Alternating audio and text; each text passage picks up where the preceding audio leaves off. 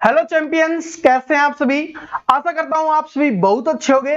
दोस्तों, आज के वीडियो में हम बात करने वाले हैं एसएससी एमटीएस 2023 के लिए जीके जीएस, जो आपका बहुत ही इंपॉर्टेंट होने वाला है, क्योंकि आप सभी जानते हो यहां से 25 क्वेश्चन आ रहे होते हैं और एक क्वेश्चन 3 नंबर का होता है, तो 75 नंबर का ये आपका बन जाता है। और देखिए, आपको एक बात तो पता होगी सभी स्टूडेंट को कि 75 में 75 स्कोर करना तो आसान नहीं है, लेकिन आपका टारगेट जितना ज्यादा बड़ा होगा उतना ज्यादा आप स्कोर कर पाओगे। तो इसलिए अपने टारगेट को लेके चलना है कि मुझे 75 में से 75 करना है, यानी कि 25 में से 25 क्वेश्चंस का आपका टारगेट होना चाहिए, तभी आप जीके में बहुत अच्छा स्कोर कर पाओगे। और आप सभी जानते हो कि एसएससी एमटीएस में सिर्फ आपकी जीके हो गई और इंग्लिश हो गई, ये दो ही इंपॉर्टेंट है। और जीके है, जितना ज्यादा स्कोर करोगे बाकी स्टूडेंट से आप आगे निकल जाओगे, ये बात भी आप सभी को पता होगी। ठीक है, तो जीके में आपको स्कोर करना है। तो आज के वीडियो में हम बात कर रहे होंगे कि किस तरीके से आप इस स्कोर को अचीव कर सकते हो, किस तरीके से 75 में से 75 कैसे ला सकते हो। हम यहां पर एक बेस्ट स्ट्रेटजी के ऊपर बात कर रहे होंगे। मैं आपको यहां पर बुक्स भी बताने वाला हूं, मैं आपको यहां पर नोट्स की जानकारी भी देने वाला हूं। और बस अगर आप इतना पढ़ लेते हो ना, तो आपको जीके में स्कोर करने से कोई नहीं रोक पाएगा, ये मेरा वादा है। बस एसएससी एमटीएस आपका सपना होना चाहिए, इसकी तैयारी आप जी जान से कर रहे होगे, तभी इन चीजों को फॉलो कर पाओगे। आप सभी को एक बात जरूर पता है क्या, कि अभी आपके फॉर्म भरे जाने स्टार्ट हो चुके हैं, आप सभी ने भर दिया होगा। तो आपको एक बात पता हो गई होगी, वो इंपॉर्टेंट बात क्या है कि भाई सितंबर में आपका एग्जाम है, ठीक है। तो अभी जून है, वो निकल चुका है, मोस्टली निकल चुका है। तो आपके पास जो बचा हुआ है ना, मेनली वो जुलाई और अगस्त का महीना बचा हुआ है, यानी जी जो भी आपको तैयारी करनी है ना, वो इन 2 महीनों में करनी है। ये बात सभी को पता है कि 2 महीनों में तैयारी करनी है, बस इतनी बात ध्यान रखना। फिर मैं आपको जो आगे बता रहा हूं वो आपके लिए इंपॉर्टेंट बन जाएगा। जिनको 2 महीने भी से भी नहीं समझ में आ रहा, 60 दिन बचा हुआ है, 60 दिन में आपको कैसे तैयारी करनी है। देखिए, तैयारी के ऊपर बात करें, इसके ऊपर हम बाद में आएंगे। मैं पहले आपको एक छोटा सा आंकड़ा दिखा देता हूं, जिससे आपको थोड़ा सा आइडिया लग जाएगा।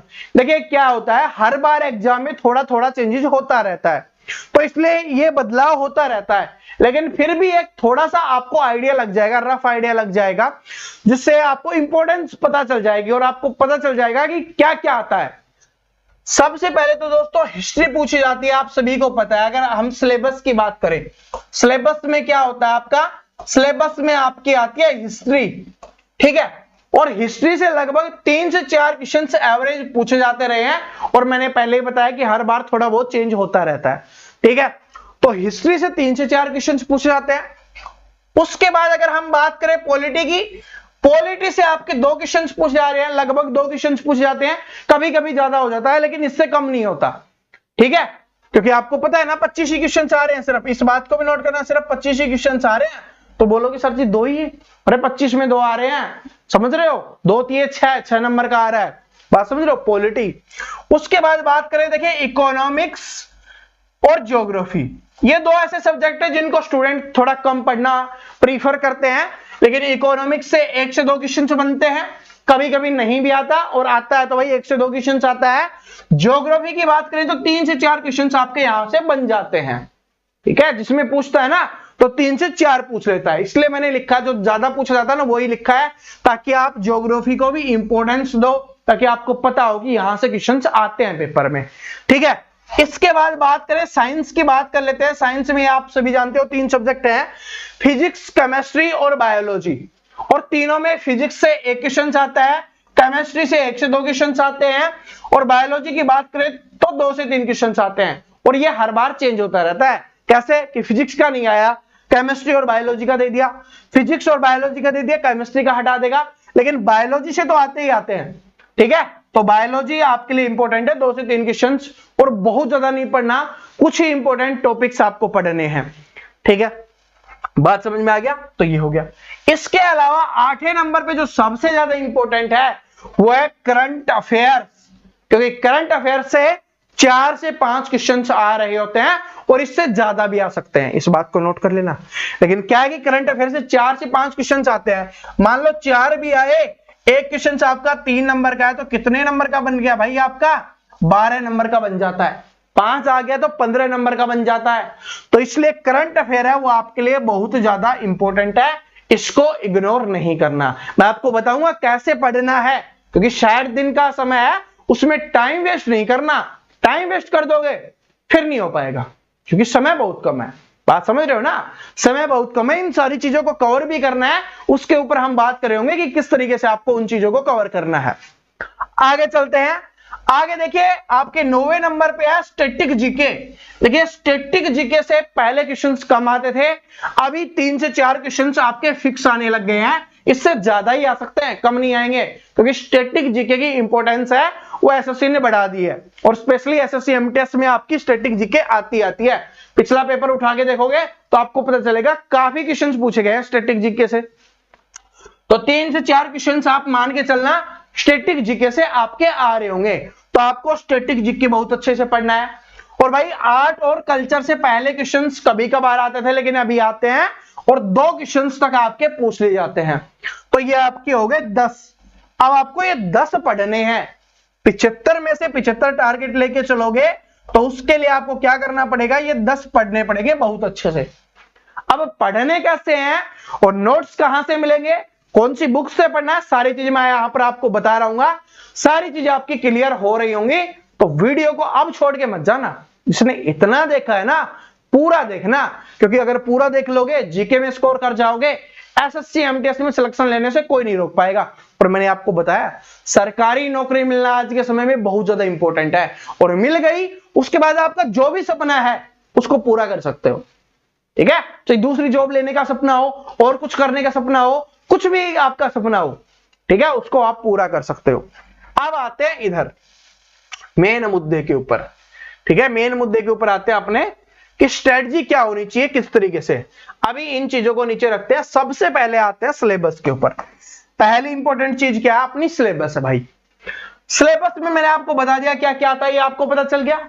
तो आपको क्या करना है, देखिए समय आपको पता है कि 2 ही जगह आपको देना है, तो यहां पर आपको समय है ना भाई 8 घंटे आप पढ़ना स्टार्ट कर दो। सबसे पहली चीज तो कम से कम 8 घंटा पढ़ना स्टार्ट कर दो, कम से कम बोल रहा हूं, 8 से ज्यादा ही होना चाहिए। तो 8 घंटे में 4 घंटे तो आपको देने ही पड़ेंगे जीके जीएस को, क्योंकि अगर आप 4 घंटा अपने इंग्लिश को दे रहे हो, ठीक है, मैथ वगैरह रीजनिंग वगैरह थोड़ा बहुत तो पढ़ना ही पड़ेगा, उनको दे रहे हो, तो 4 घंटा आपको जीके को देना है। अब 4 घंटे में आपको डिवाइड कर लेना है। कैसे डिवाइड करना है कि मुझे सुबह इतने घंटे पढ़ना है, दोपहर में इतने घंटे पढ़ना है, इवनिंग में इतने घंटे पढ़ना है।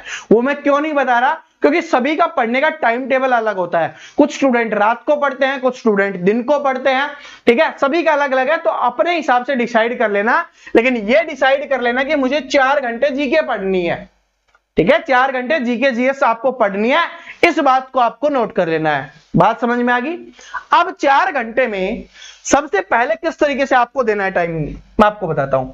1 घंटा अपने सिलेबस को देना है, और उस सिलेबस में कौन सा होना चाहिए, पहला घंटा आप दे रहे होगे जिसमें आपका सिलेबस होना चाहिए, वो कौन सा होगा, वो आपका हो सकता है हिस्ट्री पढ़ रहे हो तो हिस्ट्री से स्टार्ट कर रहे हो तो हिस्ट्री पढ़ना स्टार्ट कर दीजिए, पॉलिटी से स्टार्ट कर रहे हो तो पॉलिटी से स्टार्ट कर दीजिए, इकोनॉमिक्स से स्टार्ट कर रहे हो, ज्योग्राफी से स्टार्ट कर रहे हो, जिससे भी स्टार्ट कर रहे हो 1 घंटे आपको उसको देना है। ठीक है, बात समझ में आ गई। तो 1 घंटे आपको उसको पढ़ना है। दूसरी चीज आपको पता है स्टैटिक जीके इंपॉर्टेंट है, ठीक है, और इसको याद करना थोड़ा टफ है। देखिए बाकी हिस्ट्री को पॉलिटी को आप याद कर लेते हो, किसी चीज से रिलेट करके याद कर लेते हो, ठीक है, वो दिमाग में सेट हो जाती है, थोड़ी याद रह जाती है। लेकिन दूसरी आती है अपनी स्टैटिक जीके, जिसमें आपकी कंट्री याद करना हो गया, करेंसी याद करना हो गया, आपके डांस याद करना हो गया, ठीक है, प्रथम कौन था, राष्ट्रपति कौन था, प्रधानमंत्री कौन था, उस तरीके के क्वेश्चंस उनको याद ही रखना पड़ता है, प्रैक्टिस ही करनी पड़ती है। तो 1 घंटा फिक्स कर लीजिए, क्योंकि 4 से 5 क्वेश्चंस बन जाते हैं, बहुत ज्यादा बन जाता है, ये समझ लो बहुत ही ज्यादा है, इस बात को नोट कर लेना। तो स्टैटिक जीके 1 घंटा फिक्स कर दो, क्योंकि इसको याद करना हार्ड है। तो 60 के 60 दिन या जितना भी समय आपको मिलता है, क्योंकि पेपर थोड़ा आगे भी हो जाता है, तो आपको क्या करना है, 1 घंटा डेली स्टैटिक जीके को देना है। पहले इसके जितने भी टॉपिक्स हैं उनको पढ़ लो, फिर उनका दोबारा से रिवीजन करते रहो, ठीक है, लेकिन स्टैटिक जीके को पढ़ना है कंटिन्यू। क्या हो गया भाई, 1 घंटा यहां से 1 घंटा यहां से। अब स्टूडेंट क्या गलती करते हैं कि डेली वो 1 घंटे करंट अफेयर पढ़ते हैं। करंट अफेयर आपको डेली नहीं पढ़नी है। अगर आपको देखिए, आपको पता है समय कम है, समय में पूरा करना है, 1 घंटे करंट अफेयर को दे दोगे ना, फिर नहीं बन पाएगी बात। क्या, फिर आपकी बिल्कुल भी बात नहीं बन पाएगी अगर 1 घंटे करंट अफेयर को दे रहे हो। आपको सिर्फ क्या करना है, आपको मंथली करंट अफेयर पढ़नी है, जैसे लिखा हुआ है ना मैंने, सिर्फ आपको मंथली करंट अफेयर पढ़नी है हर महीने की, ठीक है। जनवरी से स्टार्ट कर देना कि जनवरी 2023 से स्टार्ट कर देना कि जनवरी 2023 की करंट अफेयर पढ़ ली, फिर आपने फरवरी की पढ़ ली, फिर आपने मार्च की पढ़ ली। इस तरीके से डेली पढ़ना है, ठीक है। जैसे फरवरी का पढ़ लिया, एक दिन जनवरी का पढ़ लो, एक दिन फरवरी का, एक दिन मार्च का, इस तरीके से पढ़ते हुए जाओ, ये हो जाएगा। सर जी फिर क्या होगा, फिर आपके पास जो भी चीज है, ठीक है, क्योंकि समय बचाना है ना यहां से, ऐसे तो नहीं कि डेली 1 घंटा करंट अफेयर देना है, लेकिन यहां से अगर आप देखोगे तो आपका 1 महीना इसी में निकल जाएगा, क्योंकि पढ़ोगे, पढ़ लिया आपने एक दिन, ठीक है, फिर करंट अफेयर आपकी पूरी होगी, नोट्स भी बनाने हैं, उनका रिवीजन भी करना है, तो 1 महीना करंट अफेयर हो जाएगा, क्योंकि यहां से भी काफी क्वेश्चंस बनते हैं, ठीक है। और जैसे एक करंट अफेयर पूरी हो जाएगी ना, 1 महीने के बाद आपको थोड़ी सी स्ट्रेटजी मैं आपको बताऊंगा कि यहां पर आपको और क्या क्या पढ़ना है, लेकिन उससे पहले सबसे पहले आपको मंथली करंट अफेयर पूरी पढ़ लेनी है अच्छे से, ठीक है। बहुत सारे चैनल पे मिल जाएगी, और जो चैनल 1-1 घंटे डेली भी पढ़ाते हैं ना, वो भी मंथली करंट अफेयर डालते हैं। तो आप बात समझ लो, अगर डेली पढ़ाने से उनके काम चल रहा होता तो वो मंथली नहीं बोलते, हर मंथली नहीं, और फिर बोल देते कि मंथली में रिवीजन हो रहा है, रिवीजन नहीं हो रहा, वो बस, समझ रहे हो। तो अपना टाइम बचाना है, करंट अफेयर पे फोकस करना है, मंथली करंट अफेयर। और अगर आपको और भी पढ़ना है, सर जी मुझे चाहिए, तो आप वीकली पढ़ सकते हो, डेली नहीं पढ़ना, ठीक है। तो करंट अफेयर यहां पे हो गया।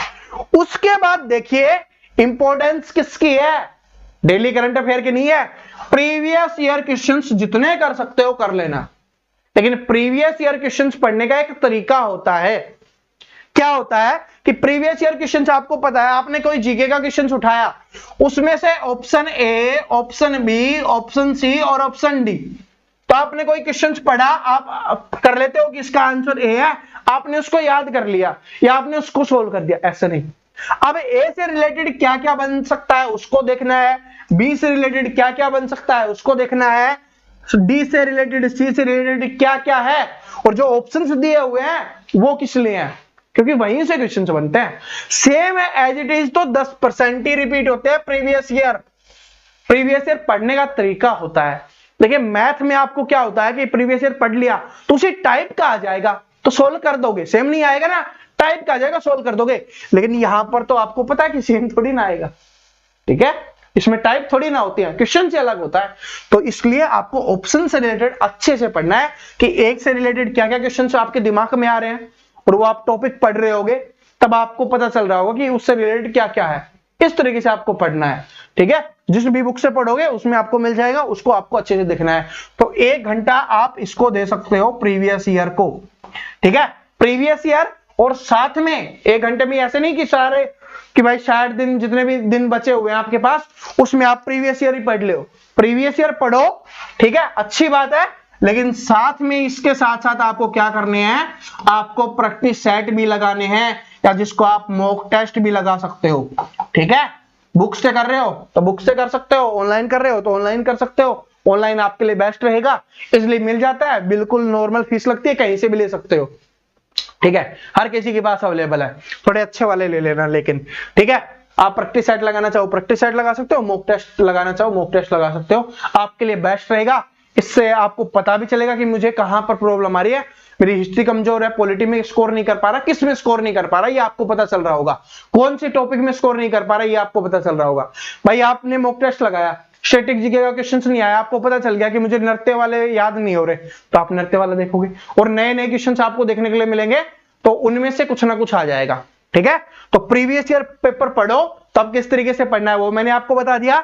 साथ में आपको प्रैक्टिस सेट और मॉक टेस्ट भी लगाने हैं, इस बात को भी नोट कर लेना, ठीक है, ये आपके लिए आ रहा होगा। इसके बाद आती है अगली चीज, ठीक है, भाई 1 घंटा वहां से, 1 घंटा यहां से, 1 घंटा यहां से, 3 घंटे हो गए, और 1 घंटे तो ये कर रहे हो, लगभग 4 घंटे आपके हो रहे हैं। ठीक है, 4 घंटे आपको देना है। इसमें आपका सब कुछ हो गया, आपने सिलेबस भी पढ़ लिया, आपने स्टैटिक जीके भी पढ़ ली है, आपने करंट अफेयर भी पढ़ लिया, और अपनी प्रैक्टिस भी कर ली है, और उसके साथ साथ प्रीवियस ईयर क्वेश्चंस भी पढ़ लिया है। इससे बाहर कुछ नहीं होता। अब मेन मुद्दा आता है कि सर जी बेस्ट बुक्स कौन सी हैं और नोट्स बनाए या ना बनाए। देखिए अभी आपके ऊपर डिपेंड करता है। देखिए थोड़ा ज्यादा समय होता है ना, तो मैं प्रीफर करता हूं नोट्स बनाना, लेकिन अगर इतना ही समय है कि 1 घंटे पढ़ोगे, 1 घंटे नोट्स बनाओगे, तो उसमें टाइम वेस्ट हो जाएगा। ठीक है, लेकिन नोट्स अगर आपके खुद के हैं ना, तो उससे बेस्ट तो कुछ हो नहीं सकता, इस बात को नोट कर लेना। लेकिन अभी नोट्स बनाने में आप अपना टाइम वेस्ट मत करना, इसके लिए आपके लिए हमने नोट्स बना दिए हैं। ठीक है, कुछ नोट्स आपके मिल जाएंगे, आपको हिस्ट्री के मिल जाएंगे, आपको पॉलिटी के मिल जाएंगे, और बाकी भी जैसे जैसे अपडेट होता रहेगा आपको मिलता रहेगा आपके पेपर से पहले। तो आपके लिए नोट्स हमने तैयार कर दिए हैं, कहां पर मिलेंगे उसके ऊपर हम आगे बात करते हैं। अब बेस्ट बुक कौन सी है प्रैक्टिस के लिए या रिवीजन के लिए, तो जो भी बुक आपके पास अवेलेबल है, नई परचेज करने की आवश्यकता नहीं है, क्योंकि सभी बुक अच्छी है। लूसेंट है, लूसेंट से प्रैक्टिस कर सकते हो। एसएससी की कोई सी है, आप उससे प्रैक्टिस कर सकते हो। कोई भी बुक आपके पास अवेलेबल है, आप उससे प्रैक्टिस कर सकते हो, उससे टॉपिक पढ़ सकते हो, यूट्यूब से टॉपिक पढ़ सकते हो, क्लासेस से पढ़ सकते हो, जहां से आपका मन करे, क्योंकि सभी स्टूडेंट का अलग अलग होता है। आप अपने ऊपर देख लेना कि मुझे कहां से बेस्ट लगता है, जहां से मैं ज्यादा पढ़ सकता हूं। ठीक है, बात समझ रहे हो। तो ये आपके लिए है, बुक्स जो भी अवेलेबल है सारी की सारी बेस्ट बुक है। ठीक है, सारी बुक है वो बेस्ट है, नई कोई भी परचेज करने की आवश्यकता नहीं है, जो भी अवेलेबल है उसी से पढ़ना स्टार्ट कर दो। ऐसे प्लान मत बनाना, वो बुक परचेज करूंगा, ये करूंगा, वो करूंगा, उसमें समय मत निकाल देना। जो भी बुक अवेलेबल है उससे कर सकते हो। अब आपके लिए नोट्स कहां से मिलेंगे, तो नोट्स मैंने आपके लिए डलवा दिए हैं।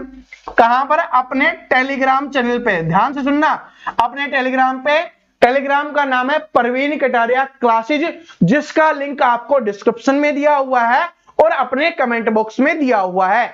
आप वहां से जाके अपने टेलीग्राम से जुड़ सकते हो और वहां से नोट्स लेके आप पढ़ सकते हो। वहां पर आपके स्टैटिक जीके के भी नोट्स आपको मिल जाएंगे, वहां से आपको हिस्ट्री के भी नोट्स मिल जाएंगे, पॉलिटी के भी, यानी अपने सिलेबस वगैरह सब किसी के नोट्स आपको मिल जाएंगे। और पेपर के एंड के समय में, जब पेपर के 10-15 दिन का समय आपको बचेगा, तब मैं आपको करंट अफेयर के इंपॉर्टेंट क्वेश्चंस के नोट्स भी दे दूंगा।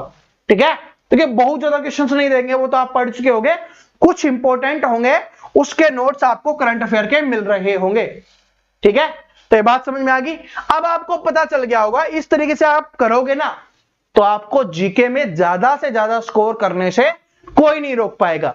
और जीके की और भी क्लासेस देखना चाहते हो, तो सुबह आपके लिए क्लास आ रही है जिसमें आपकी प्रैक्टिस करवाई जा रही है, साथ में टॉपिक्स भी हम आपको पढ़ा रहे हैं, तो आप उस क्लास को देख सकते हो। कैसे देखोगे, जो भी स्टूडेंट नया है चैनल पे, चैनल को सब्सक्राइब करिए, जो नीचे लाल कलर का बटन दिख रहा है उस पर क्लिक करिए, साथ में बेल आइकन को प्रेस करिए, ताकि हम क्लास डालें आपके पास नोटिफिकेशन आ जाए।